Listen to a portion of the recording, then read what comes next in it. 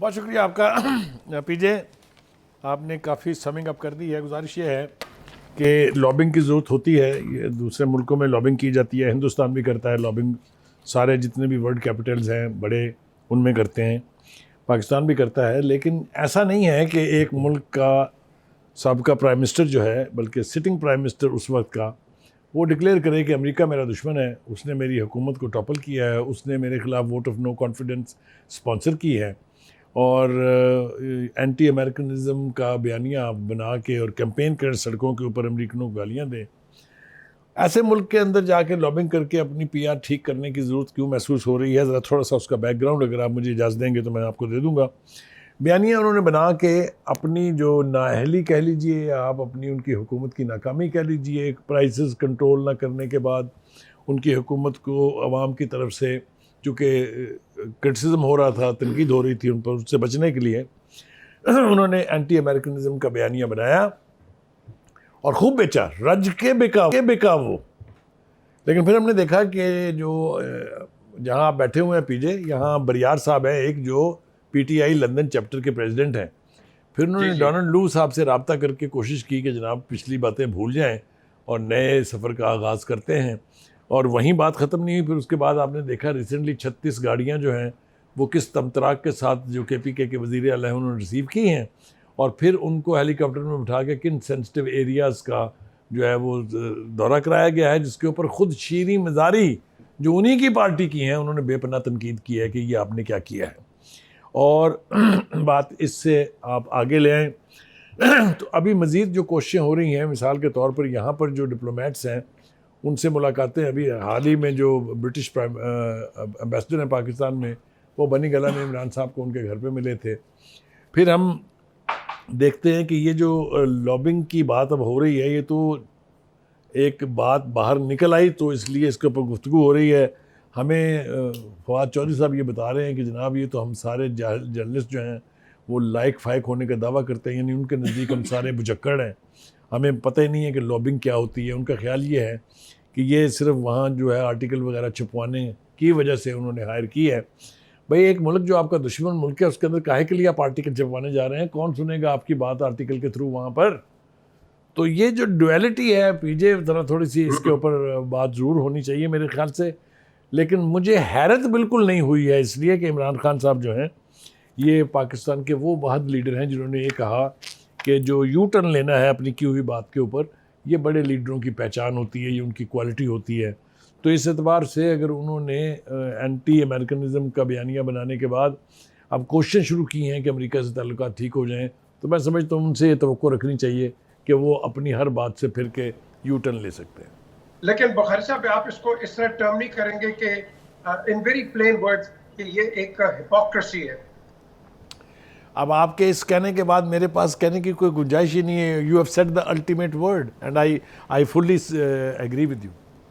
جی افتخار صاحب آپ کا اس پہ کیا ویو پوائنٹ ہے؟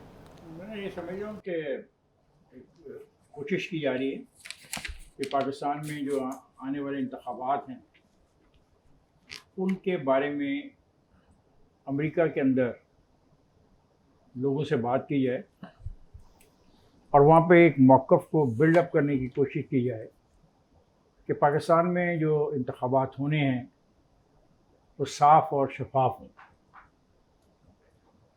اس کے لیے یہ فرم ہائر کی گئی ہے جو امریکہ میں وہاں کے مقامی لوگوں سے مل کے، لوگوں سے انٹریکٹ کر کے، پریس ریلیزیں جاری کر کے، ڈائلاگ کر کے یہ مطالبے کو تقویت پہنچائے گی. کیونکہ جس طرح آپ نے کہا کہ صدر پاکستان نے آج کہا ہے کہ دونوں فریقین کے درمیان گفتگو ہونی چاہیے.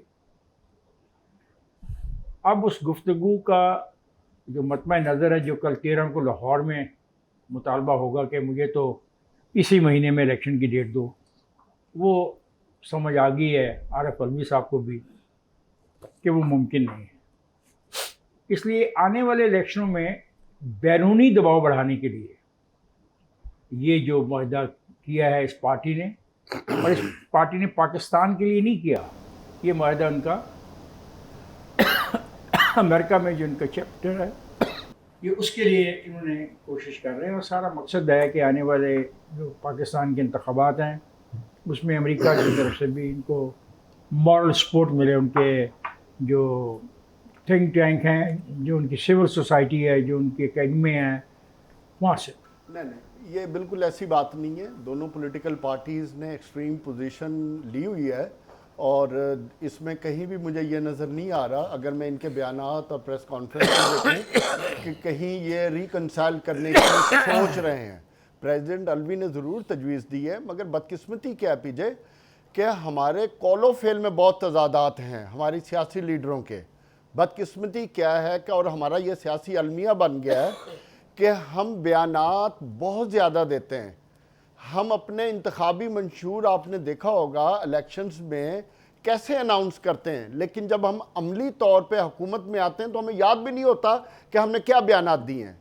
ہم اپنی تقاریر میں، جوش خطابت میں، اپنے بیانیوں کو مضبوط کرنے میں ہم اس حد تک ایکسٹریم پوزیشن لے جاتے ہیں کہ جہاں ہم یہ بھول جاتے ہیں کہ آیا ہم خود یا پولیٹیکل پارٹی یا ملک کو ہم آئسولیشن میں لے کے جا رہے ہیں۔ یہی سب سے بڑا ڈائلما ہے۔ اگر سیاست میں ٹھہراؤ نہیں ہوگا، جو سیاست کا پہلا اصول ہے، تو پھر ہمیں اس طرح کا یو ٹرن لینا پڑے گا، چاہے ہم اسے لابیسٹ کا نام دے دیں، چاہے اسے پی آر فرم کا نام دے دیں، چاہے ہم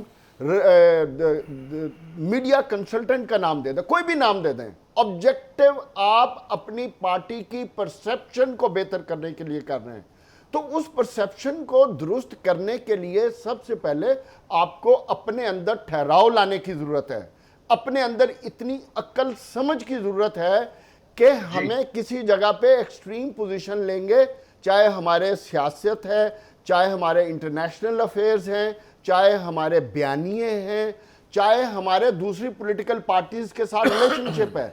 ان ایکسٹریم پوزیشنز کے ساتھ نہ ملک چلتے ہیں نہ پارٹی چلتی ہے۔ صدر الوی نے اب جو بات کی ہے، بنیادی طور پہ سیاست کا پہلا آخری اصول بھی یہی ہے۔ اکانومی کا اگر آخری اصول یہ پہلا اصول ہو سکتا ہے تو سیاست کا کیوں نہیں؟ سیاست میں اگر آپ کے اندر ٹھہراؤ نہیں ہے، مفاہمت نہیں ہے، آپ ایک دوسرے کو لے کے نہیں چل سکتے، تو آپ ملک کو کیسے چلا سکتے ہیں؟